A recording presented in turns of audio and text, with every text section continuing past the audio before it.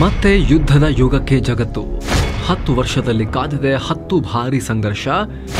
Europe to Africa ಎಲ್ಲೆಲ್ಲೂ ಬಡಿದಾಟ. ಯುದ್ಧದ ಗೂಡಾಯ್ತ ಜಗತ್ತು.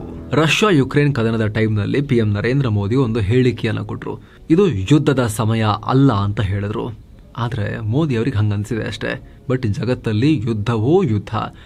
ಆ ಹೇಳಿಕೆ ಬೆನ್ನಲ್ಲೇ ಜಗತ್ತು 3 ದೊಡ್ಡ ಸಂಘರ್ಷಗಳನ್ನು ಕಂಡಿದೆ. ಖುದ್ದು ಭಾರತವೇ ಪಾಕಿಸ್ತಾನದೊಂದಿಗೆ ಒಂದು ಸಣ್ಣ ಯುದ್ಧವನ್ನು ಮಾಡಬೇಕಾದ ಪರಿಸ್ಥಿತಿ ಬಂತು. ಇರಾನ್ ಮೇಲೆ ಇಸ್ರೇಲ್, ಅಮೆರಿಕ, ಅರ್ಮೇನಿಯಾ ಮೇಲೆ ಅಜರ್ಬೈಜಾನ್, ರಷ್ಯಾ ಯುಕ್ರೇನ್ ಅಂತೂ ನಡೀತಾನೇ ಇದೆ. ಹೀಗೆ ಏಷ್ಯಾದಿಂದ ಆಫ್ರಿಕಾ, ಆಫ್ರಿಕಾದಿಂದ ಯುರೋಪ್ನಿಂದ ಅಮೆರಿಕ ಎಲ್ಲಾ ಕಡೆನೂ ಬಡಿದಾಟ ನಡೀತಾನೆ ಇದೆ.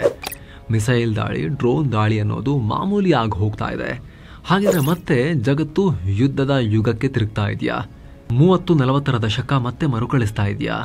ಶೀಘ್ರದಲ್ಲೇ ಶುರುವಾಗಬಲ್ಲ 10 ಜಾಗತಿಕ ಯುದ್ಧಗಳು ಯಾವ್ಯಾವುದು? ಯಾವ್ಯಾವ ದೇಶಗಳು ಈ ದಶಕದಲ್ಲಿ ಯುದ್ಧ ಮಾಡಬಹುದು ಅಂತ ಜಾಗತಿಕ ತಜ್ಞರು ಹೇಳ್ತಾ ಇದ್ದಾರೆ, ಅಂದಾಜು ಮಾಡಿಸಿದ್ದಾರೆ. ಇದರ ಪರಿಣಾಮ ಏನು? ಬನ್ನಿ ಕ್ವಿಕ್ ಆಗಿ ಈ ವರದಿಯಲ್ಲಿ ನೋಡ್ತಾ ಹೋಗೋಣ. ಚೈನಾ ತೈವಾನ್ ಬಡಿದಾಟ. ಜಗತ್ತು ಕೈಯಲ್ಲಿ ಜೀವ ಹಿಡ್ಕೊಂಡು ಇದಾಗದೇ ಇರಲಿ ಅಂತ ನೋಡ್ತಾ ಇರೋ ಯುದ್ಧ ಇದು. ಬಹುತೇಕ ಜಾಗತಿಕ ತಜ್ಞರು ಶೀಘ್ರದಲ್ಲಿ ಚೀನಾ ತೈವಾನ್ ಮೇಲೆ ಮುಗಿ ಬೀಳಬಹುದು ಅಂತ ಒಕ್ಕೊರಲಿಂದ ಹೇಳ್ತಾ ಇದ್ದಾರೆ. ಕಾರಣ ಚೀನಾ ಅಷ್ಟರ ಮಟ್ಟಿಗೆ ತಯಾರಿ ನಡೆಸ್ತಾ ಇದೆ. 1949ರ ನಾಗರಿಕ ಯುದ್ಧದಲ್ಲಿ ಕಮ್ಯುನಿಸ್ಟರು ಚೀನಾವನ್ನ ವಶಪಡಿಸಿಕೊಂಡಾಗ, ಅವ್ರ ಕೈಗೆ ತಗೊಂಡಾಗ, ಅಲ್ಲಿ ತನಕ ಚೀನಾವನ್ನ ಆಳ್ತಾ ಇದ್ದ ಚಿಯಾಂಗ್ ಕೈಶೆಕ್ ಆ್ಯಂಡ್ ಟೀಮ್ ನ್ಯಾಷನಲಿಸ್ಟ್ಗಳು, ಕುಮಿಂಟಾಂಗ್ನವರು, ಅವರೆಲ್ಲ ಸೀದಾ ಬಂದು ತೈವಾನ್ ದ್ವೀಪಕ್ಕೆ ಪಲಾಯನ ಮಾಡಿ ಅಲ್ಲಿ ದೇಶವನ್ನ ಕಡ್ಕೊಂಡ್ರು. ನಮ್ದು ನಿಜವಾದ ಚೀನಾ ಅಂತ ಹೇಳ್ಕೊಂಡ್ರು.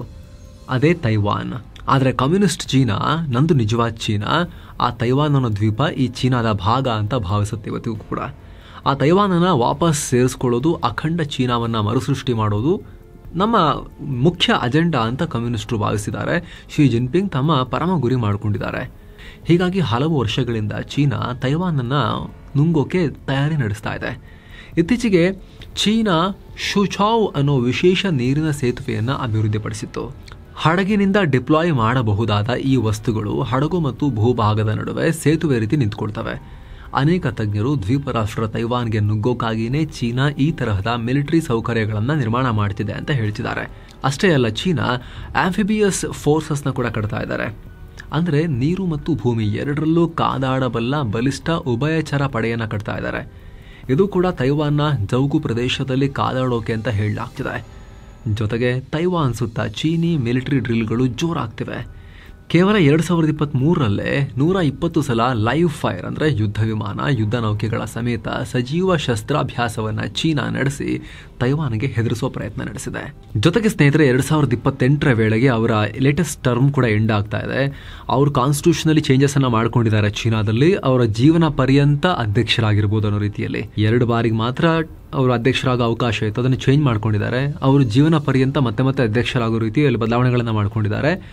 ಅದರಲ್ಲಿ ಅವರು ಈಗ 2028ರಲ್ಲಿ ಈ ಕರೆಂಟ್ ಟರ್ಮ್ ಏನು ಮುಗಿಯುತ್ತೆ ಅಷ್ಟರ ಒಳಗಡೆನೆ ನೆಕ್ಸ್ಟ್ ಟರ್ಮ್ಗೆ ಕಾಲಿಡೋಕ್ಕಿಂತ ಮುಂಚೆನೆ ತೈವಾನ್ ವಿಚಾರದಲ್ಲಿ ದೊಡ್ಡ ಹೆಜ್ಜೆ ಇಡಬಹುದು ಅಂತ ಹೇಳಿ ತಜ್ಞರು ವಿಶ್ಲೇಷಣೆ ಮಾಡ್ತಾ ಇದ್ದಾರೆ. ಮುಖ್ಯವಾಗಿ ಯುಕ್ರೇನ್ ಮೇಲೆ ರಷ್ಯಾ ದಾಳಿ ಮಾಡಿದ್ರು ಕೂಡ ಅಮೆರಿಕ ಮತ್ತು ಪಾಶ್ಚಿಮಾತ್ಯ ರಾಷ್ಟ್ರಗಳು ನೇರವಾಗಿ ಮಧ್ಯಪ್ರವೇಶ ಮಾಡಲಿಲ್ಲಲ್ಲ, ಯುಕ್ರೇನ್ನ ಕಾಪಾಡಲಿಲ್ಲಲ್ಲ.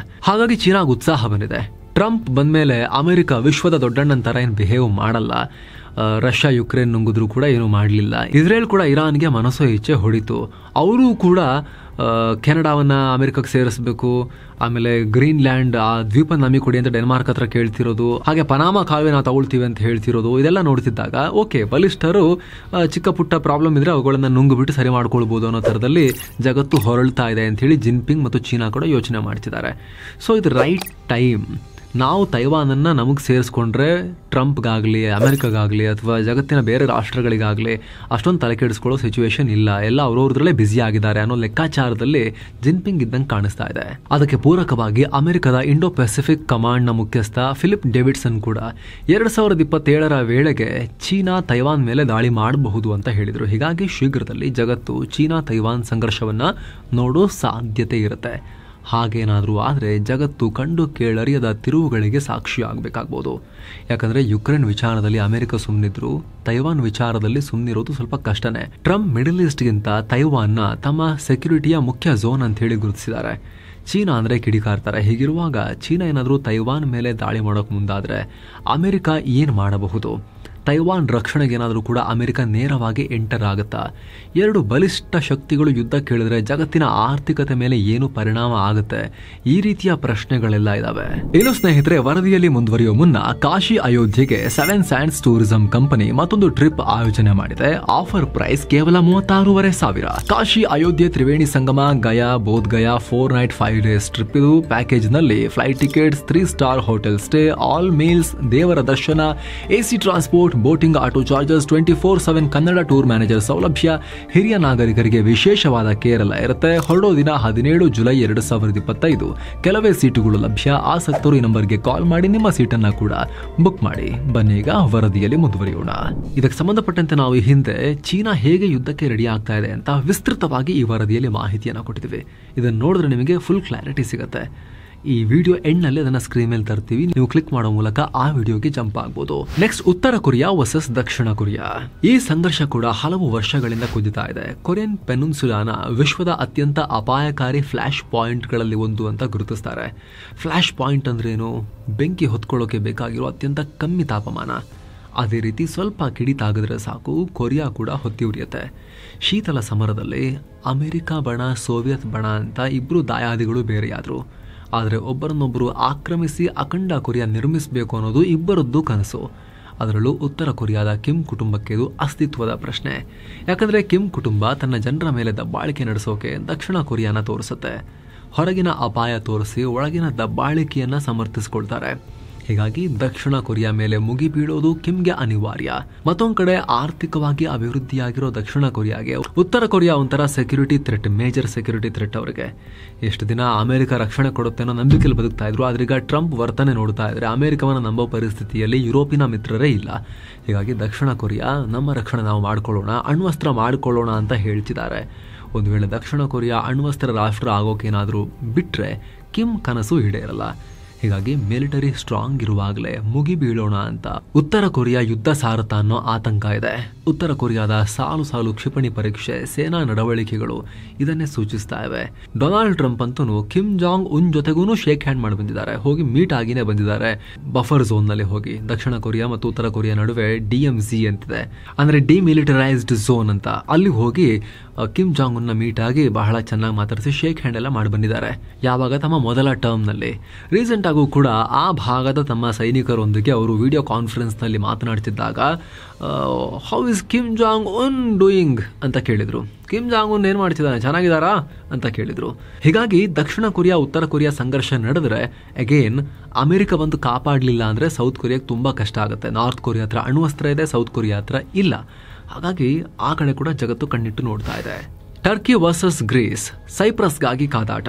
ಮತ್ತೊಂದು ಕಡೆ ಸಾಂಪ್ರದಾಯಿಕ ಶತ್ರುಗಳಾದ ಟರ್ಕಿ ಮತ್ತು ಗ್ರೀಸ್ ನಡುವಿನ ಸಂಘರ್ಷ ಕೂಡ ಈಗ ಮತ್ತೆ ಜೋರಾಗ್ತಿದೆ. ಎರಡು ದೇಶಗಳ ಮಧ್ಯೆ ಅನೇಕ ವರ್ಷಗಳಿಂದ ಜಲಗಡಿ ವಿವಾದ ಮತ್ತು ಸೈಪ್ರಸ್ ವಿಚಾರದಲ್ಲಿ ಕಿತ್ತಾಟ ಇದೆ. ಪೂರ್ವ ಮೆಡಿಟರೇನಿಯನ್ ಭಾಗದಲ್ಲಿ ಶಕ್ತಿ ಕೇಂದ್ರವಾಗಿರೋ ಸೈಪ್ರಸ್ ವಿಚಾರದಲ್ಲಿ ಉತ್ತರ ಸೈಪ್ರಸ್ಗೆ ಟರ್ಕಿ ಸಪೋರ್ಟ್ ಮಾಡಿದ್ರೆ ಗ್ರೀಸ್ ರಿಪಬ್ಲಿಕ್ ಆಫ್ ಸೈಪ್ರಸ್ ಪರವಾಗಿ ನಿಲ್ಲುತ್ತೆ. ಇದಕ್ಕೆ ಸಂಬಂಧಪಟ್ಟಂತೆ ಈ ವಿಶೇಷ ವರದಿಯಲ್ಲಿ ನಾವು ಮಾಹಿತಿಯನ್ನು ಕೊಟ್ಟಿದ್ವಿ. ಸೈಪ್ರಸ್ ಏಕೀಕರಣ ಆಗಬೇಕು, ಒಂದಾಗಬೇಕು ಅಂತ ಗ್ರೀಸ್ ಹೇಳಿದ್ರೆ ಟರ್ಕಿ 2 ಹೊಸ ರಾಷ್ಟ್ರಗಳಾಗಬೇಕು ಅಂತ ಹೇಳಿ ಸಪೋರ್ಟ್ ಮಾಡುತ್ತೆ. 2 ನೇಷನ್ ಥಿಯರಿಗೆ. ಏನೋ ಜಲಗಡಿ ವಿಚಾರದಲ್ಲಿ ಏಜಿಯನ್ ಸಮುದ್ರದಲ್ಲಿ ಗ್ರೀಸ್ ತನ್ನ ವ್ಯಾಪ್ತಿಯ 12 ನಾಟಿಕಲ್ ಮೈಲು 70% ಸಮುದ್ರ ತನಗೆ ಸೇರಿದ್ದು ಅಂದರೆ ಟರ್ಕಿ ಇಲ್ಲ, ಇಲ್ಲಿ ತನ್ನ ಹಲವಾರು ದ್ವೀಪಗಳಿದಾವೆ. ಹೀಗಾಗಿ ಗ್ರೀಸ್ ವ್ಯಾಪ್ತಿಯನ್ನ ಒಪ್ಪಕ್ಕಾಗಲ್ಲ ಅಂತ ಹೇಳುತ್ತೆ. ಅಲ್ಲದೆ ದಿನೇ ದಿನೇ ಟರ್ಕಿ ತನ್ನ ಜಲಗಡಿಯನ್ನ ವಿಸ್ತರಿಸಿಕೊಳ್ತಾ ಇದೆ. ಇತ್ತೀಚೆಗೆ ಟರ್ಕಿ ಹೊಸ ಜಲಗಡಿಯ ಮ್ಯಾಪ್ ಪ್ರಕಟಿಸಿತ್ತು. ಅದರಲ್ಲಿ ಬಹುತೇಕ ಗ್ರೀಸ್ ಭಾಗವನ್ನು ನುಂಗಿದೆ. ಹೀಗಾಗಿ ಗಡಿಯಲ್ಲಿ 2 ಪಡೆಗಳ ನಡುವೆ ಇತ್ತೀಚೆಗೆ ಸೇನಾ ಸಮರಾಭ್ಯಾಸ ಜೋರಾಗಿದೆ. ಇದೇ ರೀತಿ ಮುಂದುವರೆದರೆ ಯುರೋಪ್ನಲ್ಲಿ ಜಗತ್ತು ಮತ್ತೊಂದು ಯುದ್ಧ ನೋಡಬಹುದು. 2 ಪಡೆಗಳು ನ್ಯಾಟೋ ಕಂಟ್ರಿಗಳಾಗಿದ್ರೂ ಕೂಡ ಟರ್ಕಿ ಗಾತ್ರ ಸೇರಿದ ಹಾಗೆ ಸೇನಾ ಶಕ್ತಿ ವಿಚಾರದಲ್ಲಿ ದೊಡ್ಡದಾಗಿದೆ.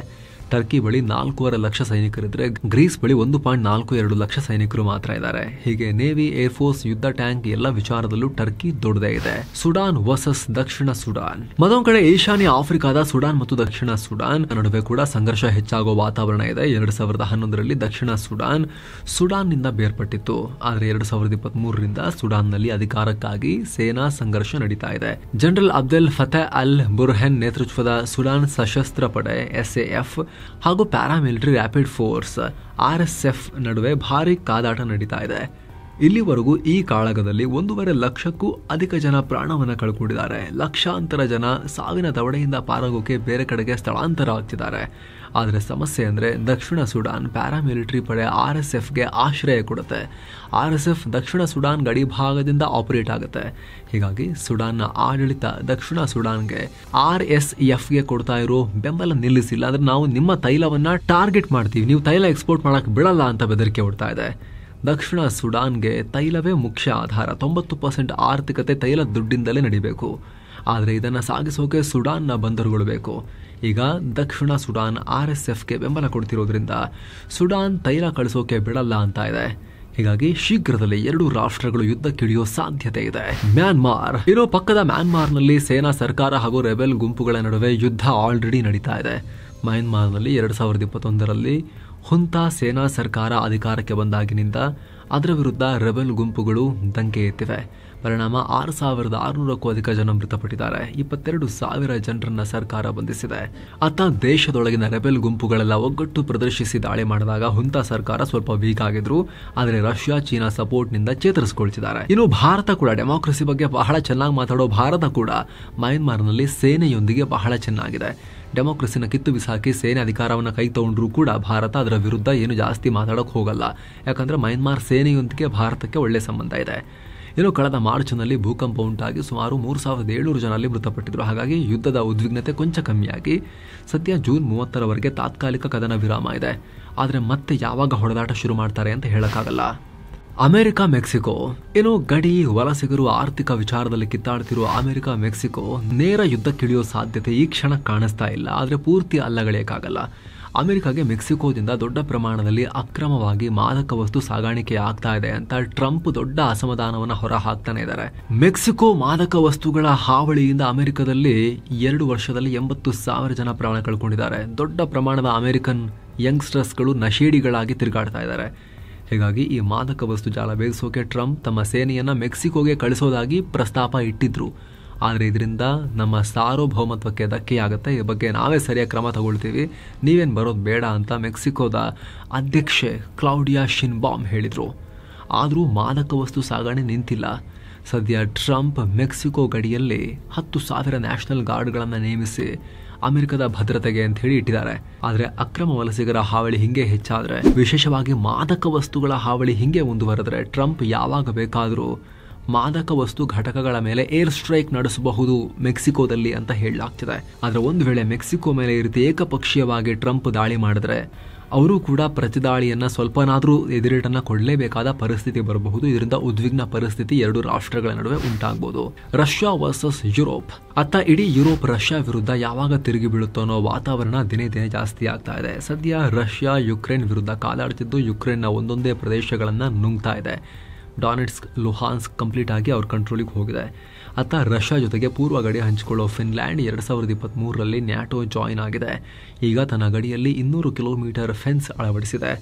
ಜೊತೆಗೆ ನ್ಯಾಟೋ ಕಮಾಂಡ್ ಸೆಂಟರ್ ಸ್ಥಾಪಿಸ್ತಾ ಇರೋದು ರಷ್ಯಾ ನಿದ್ದೆಗೆಡಿಸಿದೆ. ಅತ್ತ ಸೈಬರ್ ದಾಳಿ, ವಾಯು ಪ್ರದೇಶದ ಆಕ್ರಮಣ ಹಾಗೂ ಮೂಲ ಸೌಕರ್ಯಗಳ ಮೇಲಿನ ದಾಳಿಯ ಬೆದರಿಕೆ ಒಡ್ತಾ ಇದ್ದಾರೆ ಅಂತ ರಷ್ಯಾ ವಿರುದ್ಧ ಯುರೋಪಿಯನ್ ಯೂನಿಯನ್ ಹಾಗೂ ಜರ್ಮನಿ ಕಿಡಿಕಾರಿವೆ. ಜೊತೆಗೆ ನ್ಯಾಟೋ ದೇಶಗಳ ಮೇಲೆ ರಷ್ಯಾ ದಾಳಿ ಮಾಡಿದ್ರೆ ನೇರ ಪರಿಣಾಮ ಎದುರಿಸಬೇಕಾಗತ್ತೆ ಅಂತ NATO secretary general mark Rutte ಈಗ ಆಲ್ರೆಡಿ ರಷ್ಯಾಗೆ ಓಪನ್ ವಾರ್ನಿಂಗ್ ಕೊಟ್ಟಿದ್ದಾರೆ. ಹೀಗಾಗಿ ರಷ್ಯಾ ಯುರೋಪ್ ರಾಷ್ಟ್ರಗಳ ಮಧ್ಯೆನೂ ಕೂಡ ಯಾವ ಕ್ಷಣದಲ್ಲಾದರೂ ಸಂಘರ್ಷ ಸ್ಫೋಟ ಆಗೋ ಆತಂಕ ಇದೆ. ಅದರಲ್ಲೂ ಕೂಡ ಪುಟಿನ್ ಒಬ್ಬ ಡೆಮೊಕ್ರೆಟಿಕಲಿ ಎಲೆಕ್ಟೆಡ್ ಲೀಡರ್ ಥರ ಅಂತೂ ವರ್ತಿಸ್ತಾ ಇಲ್ಲ. ಅವರು ಪೂರ್ಣ ಪ್ರಮಾಣದ ಡಿಕ್ಟೇಟರ್ ಥರನೇ ಇತ್ತೀಚೆಗೆ ವರ್ತಿಸ್ತಿರೋದು. ಅವರಲ್ಲಿನ ಡೆಮೋಕ್ರಸಿಯನ್ನು ಕಂಪ್ಲೀಟ್ ಆಗಿ ಹಗ್ಗ ಕಟ್ಟಿ ಬಂಧಿಸಿ ತಮ್ಮ ಪೆಟ್ಟಿಗೆಯಲ್ಲಿ ಹಿಡ್ಕೊಂಡು ಅದರ ಹೆಸರಲ್ಲಿ ರಷ್ಯಾವನ್ನು ಪುಟಿನ್ ಆಳ್ತಾ ಇದ್ದಾರೆ. He is A full pledged dictator. ಹಾಗಾಗಿ ಈ ಡಿಕ್ಟೇಟರ್ಗಳಿಗೆ ಯಾವಾಗಲೂ ಕೂಡ ಒಂದೇ ಒಂದು ಆತಂಕ ಇರೋದು ಏನು ಗೊತ್ತಾ, ಅಧಿಕಾರವನ್ನು ಕಳ್ಕೊಳ್ಳೋದೇ ಅವ್ರಿಗೆ ದೊಡ್ಡ ಆತಂಕ. ಡೆಮೊಕ್ರೆಟಿಕ್ ಕಂಟ್ರಿಯಲ್ಲಿ ಅಧಿಕಾರ ಕಳ್ಕೊಂಡ್ರೆ ರಿಟೈರ್ ಆಗ್ತಾರೆ, ಇನ್ಯಾರೋ ಬರ್ತಾರೆ, ಇವ್ರ ಮನೇಲಿ ಹೋಗಿ ರೆಸ್ಟ್ ತಗೊಳ್ತಾರೆ, ಅಥವಾ ಮತ್ತೆ ಚುನಾವಣೆಯಲ್ಲಿ ಸ್ಪರ್ಧೆ ಮಾಡೋಕ್ಕೆ ಟ್ರೈ ಮಾಡ್ತಾರೆ, ವಯಸ್ಸಾಗಿದ್ದರೆ ರೆಸ್ಟ್ ತಗೊಳ್ತಾರೆ, ನಿಧಾನಕ್ಕೆ ತೆರೆಮರೆಗೆ ಸರಿತಾರೆ. ಆದರೆ ಡಿಕ್ಟೇಟರ್ಶಿಪ್ ಇರೋ ರಾಷ್ಟ್ರಗಳಲ್ಲಿ ಅಧಿಕಾರ ಕಳ್ಕೊಳ್ಳೋದು ಅಂದರೆ ಅವ್ರು ಸಾಯೋದು. ಯಾಕಂದರೆ ನೆಕ್ಸ್ಟ್ ಬಂದವರು ಅವ್ರನ್ನ ಪೂರ್ಣ ಪ್ರಮಾಣದಲ್ಲಿ ಹತ್ತಿಕ್ಕಿ ಮುಗಿಸಿ ಅವ್ರನ್ನ ಫಿನಿಶೇ ಮಾಡಿಬಿಡ್ತಾರೆ. ಸೊ ಅದು ಬಹಳ ರಷ್ಯಾದಲ್ಲಿ ಅಂತ ಇತಿಹಾಸ ಕೂಡ ಇದೆ.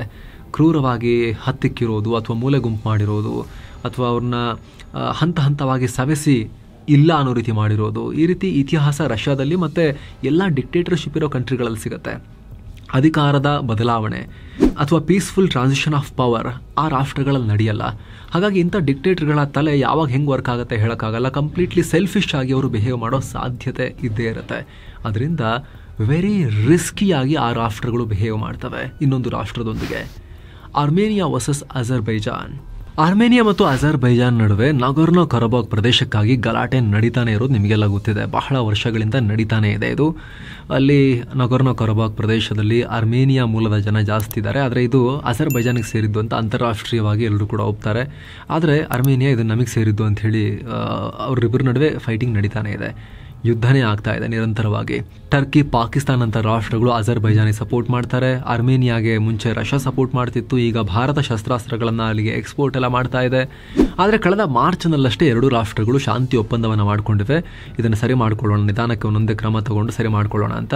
ಆದರೂ ಕೂಡ ನಗರ್ನ ಕರಬಾಕ್ ನಂದು ಅಂತ ಇವತ್ತಿಗೂ ಒಬ್ಬರ ಮೇಲೆ ಇನ್ನೊಬ್ಬರು ಆರೋಪಗಳನ್ನು ಮಾಡ್ತಾ ಯಾವುದೇ ಕ್ಷಣದಲ್ಲಿ ಮತ್ತೆ ದಾಳಿ ಮಾಡಬಹುದು ಅನ್ನೋ ವಾತಾವರಣದಲ್ಲೇ ಇದ್ದಾರೆ.